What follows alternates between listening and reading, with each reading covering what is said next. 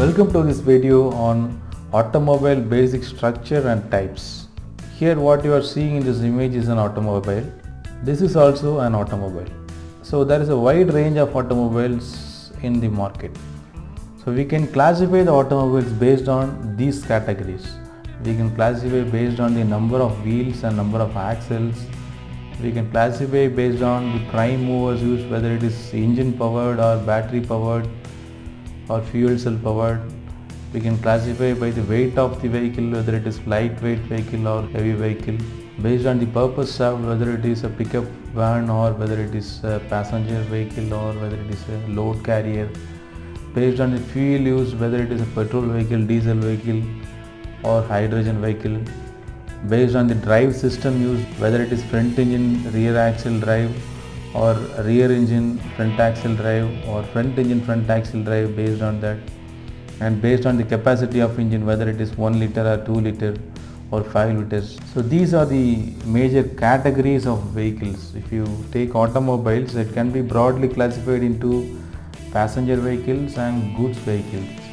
Passenger vehicles, then it can be classified into light vehicles and heavy vehicles, and heavy vehicles can be classified into buses, coaches, and buses can be classified into single deck, double deck. Similarly, light vehicles can be classified into mopeds, scooters, motorcycles, jeep, pickup vans, cars.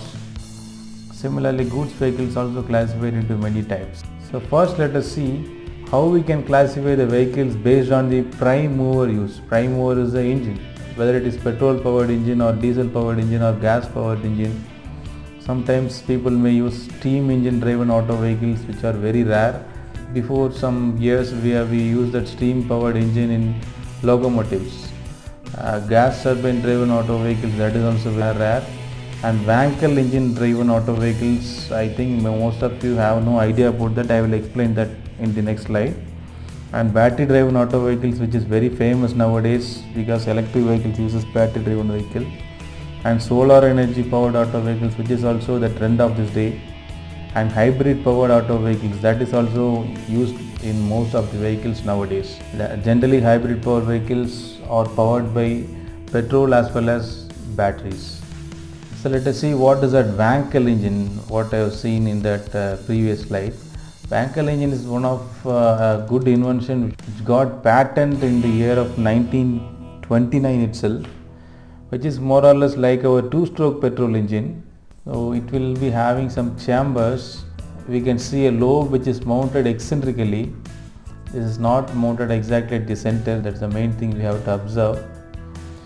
This is a pistonless rotary engine. There is no piston in this engine. That is the important thing we have to observe. Let us see how it works. At the intake stroke, it sucks in the fuel mixture at one side of that lobe, and when it moves on towards the right hand side, it will be compressed. Here you can see the volume here is greater, here the volume is lesser, so that means it is being compressed, and then after some time it is ignited by the spark plugs, and here the power stroke takes place, and then it is exhausted through the outlet port. Similar to the two-stroke engine, it is having an inlet port and an outlet port. Instead of piston, it is operated by a lobe system.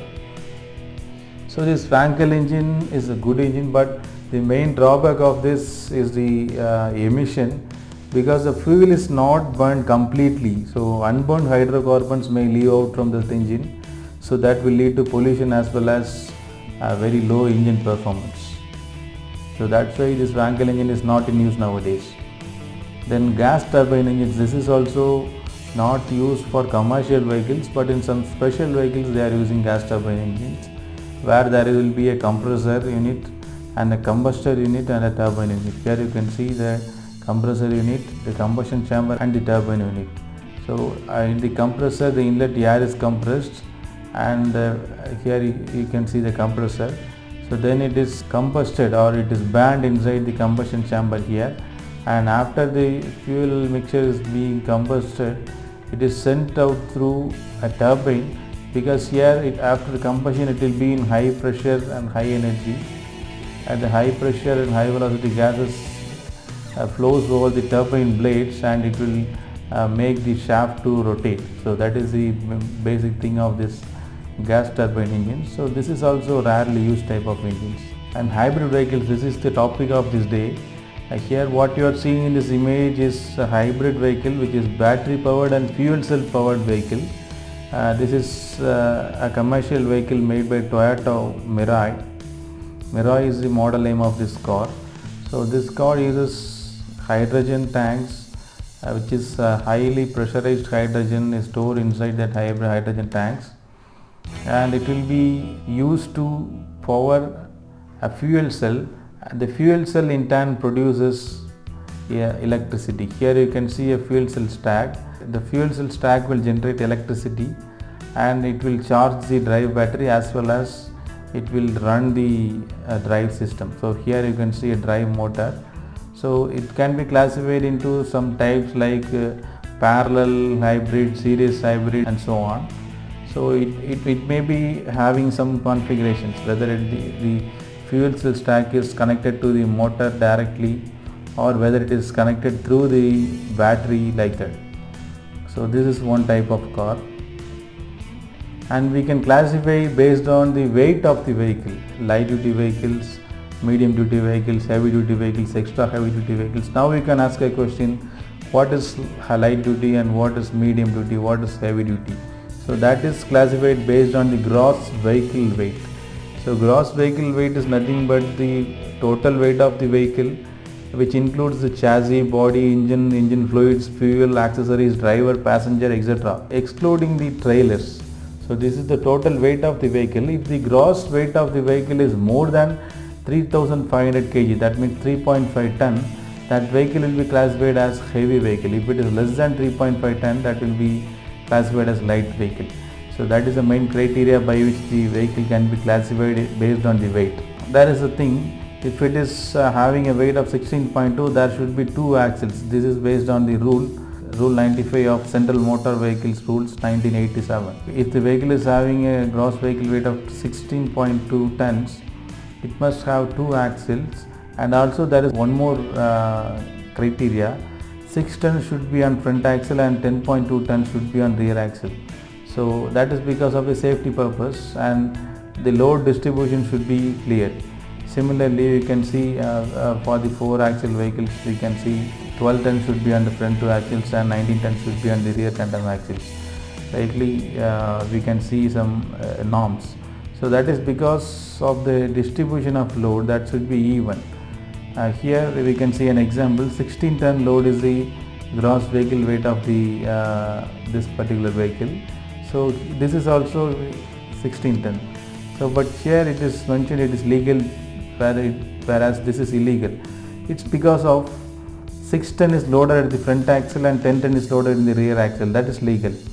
If 4 ton is loaded in the front axle, that is legal, but if 12 ton is loaded in the rear axle, that is illegal. There is a limit of 10 tons for rear axle. That we can have to refer the table which is in the norms Central Motor Vehicle Rules 1987. Till now we can ask, how can I keep 6 ton in the front axle and 10 ton in the rear axle?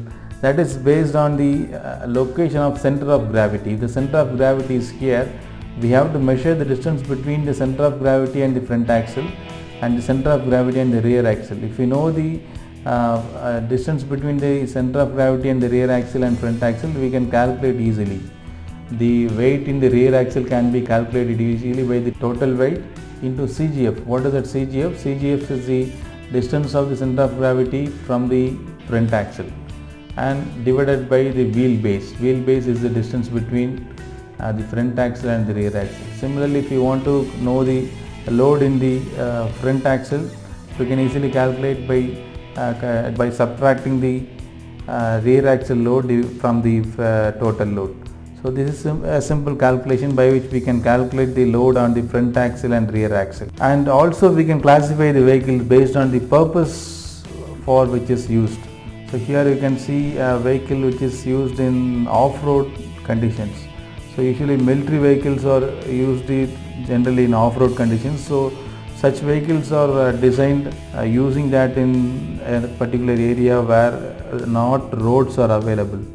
So based on the purpose served, it can be classified. We can classify that as on-road vehicles, off-road vehicles and on and off-road vehicles. And based on the fuel used, we can classify the vehicle as petrol vehicles, diesel vehicles, gas vehicles, dual fuel vehicles, hydrogen vehicles. So based on the car body styles, this is very important classification as far as a commercial vehicle is concerned. We generally know a very basic classification, that is sedan and a hatchback, because whenever if you want to buy a vehicle, buy a car, the first question we will ask is whether you are going with a hatchback or sedan. And there are many other types of car body styles. We will discuss some important types.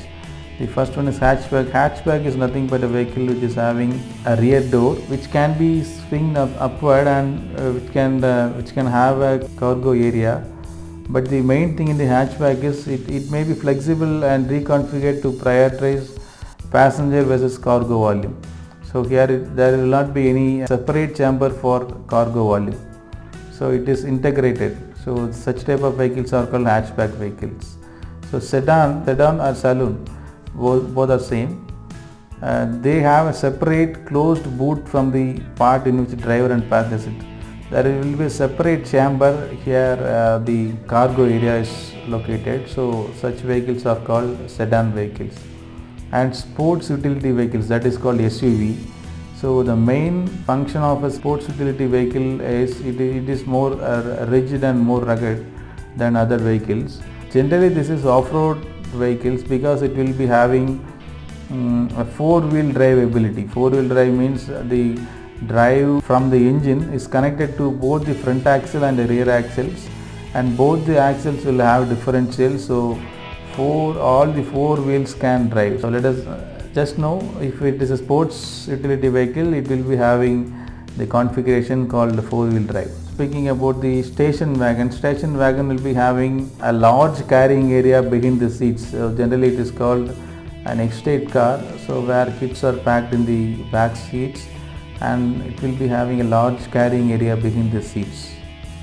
And then limousine, this is a very luxury vehicle. This is shortly called as limo. So we can see the length of the vehicle is very high.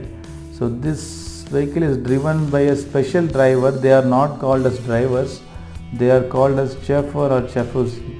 If it is a male driver, he is called as chauffeur, and if that is a female driver, that she will be called as chauffeursy.